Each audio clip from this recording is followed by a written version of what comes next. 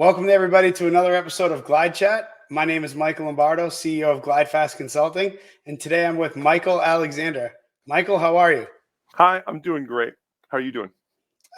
Just another day in the ServiceNow metaverse or universe, hmm either one. Curious, Michael, how did you get involved in the ServiceNow world? Well, I've been dealing with ITSM solutions for over 10 years, Well, and I was lucky enough to work in a place where we were looking for a new ITSM tool, and my director made the right decision and chose ServiceNow. mm, Even though we had a bumpy start, we actually got to call in GlideFast, and I worked with a guy named Top Tanti, and he really showed me the potential of what ServiceNow can do compared to the other platforms that I was the administrator of before. yeah, And he really, really made me a believer. That's for sure. And I liked how he saved the day so much that eventually I had to come to GlideFast myself a few years later.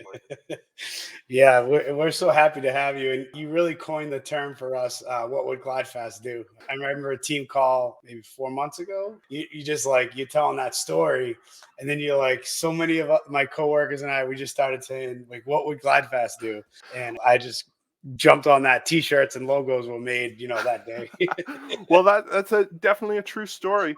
Top came in and saved the day for us, and we really appreciated it.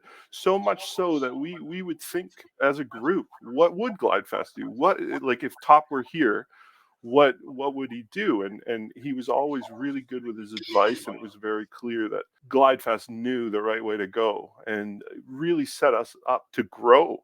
And so, what would GlideFast do was literally something we did say at my last job. Oh, that's great. So tell me about your time in the platform. What are your favorite aspects of ServiceNow?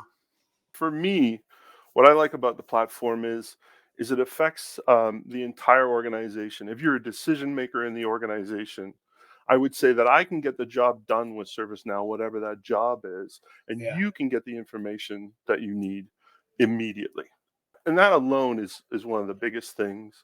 For me, I've been in the IT service management space for quite a long time, and the way that it delivered on that was a great introduction of the potential of what ServiceNow could do.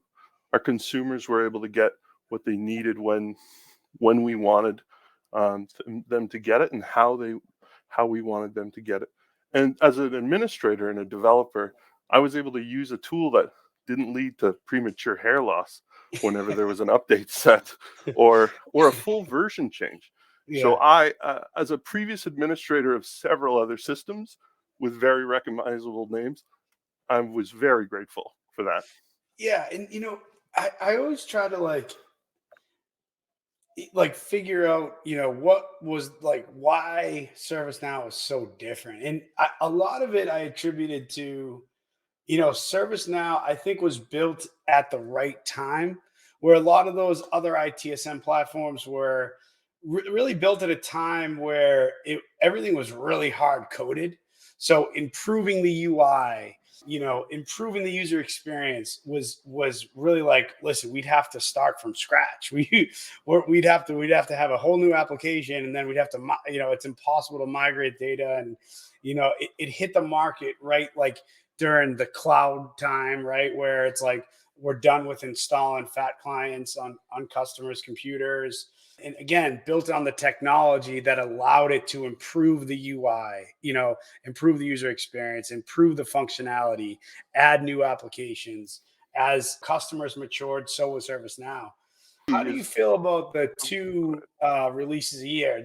Sometimes I'm wondering, like, is it too much? That we're upgrading twice a year. How do you feel about that?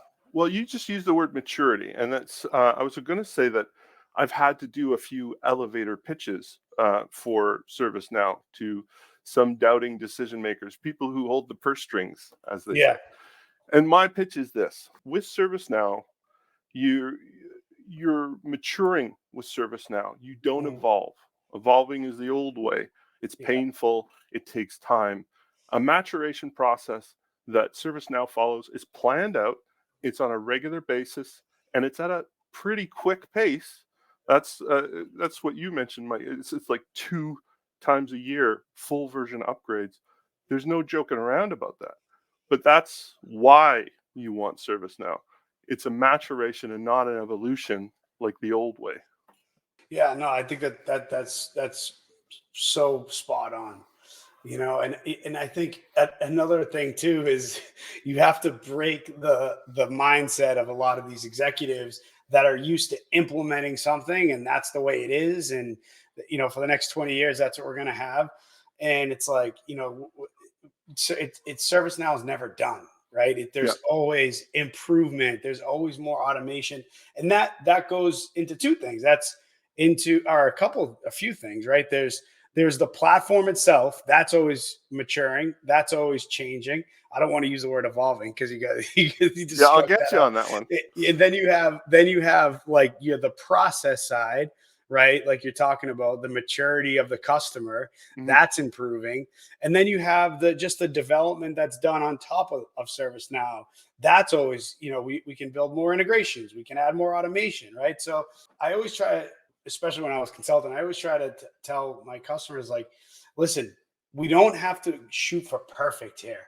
Mhm. Anything, first of all, anything we do is going to be better than what we were doing yesterday, right? Because before we're using email, we were using a not a user friendly application. We're making steps forward. But if we try to shoot for perfect, we're never going to get anything live.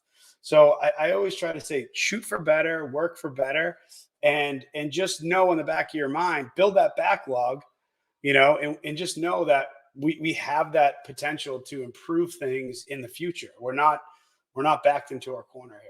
Yeah, 100%. I think the core to all of that is ServiceNow's ability to mature without all that previous pain, Yeah, where there's planning that, okay, yeah, well, we're a series of databases, we can actually scale up. We're meant to scale up. We're not a yes, program that was written for a specific, let's say, ITSM group of modules, and then we're yes. going to add on knowledge bases, and then we're going to try to integrate with other things.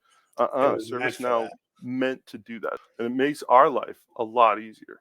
100%. I always like to leave the audience with one piece of advice. So let's say if there is a newer, younger developer or consultant coming into the ServiceNow world, what's one piece of advice that you would have for them? Oh, that's great. Great question, because I've actually been working with a few, and I would say to lead by their example, keep your eyes open and your ears open. There's always something to Mm. learn, even if it's somebody who's not an expert in the platform. When it comes to the ServiceNow context, keep humble and always learn. If you're not doing that, you should find something else. I'll tell you, Michael, you're spot on. I've met a lot of ServiceNow architects, developers, consultants, process architects, and I've still yet to meet somebody who's an expert in the entire platform. Mhm. It's I'm starting to believe it's truly impossible. It's a very deep and wide platform. So the second you think you know it all, the second you think ServiceNow can't do something, or Mhm. be careful, because I think you'll be quickly humbled if you if you don't stay humble. So Yeah, yeah. What is it? The Rolling Stone gathers no moss, right? You don't want yeah, any moss in the ServiceNow game. no. No moss. All right. Thank you for your time today, Michael, and have a great weekend. It's been a pleasure. I hope you guys have a great weekend too.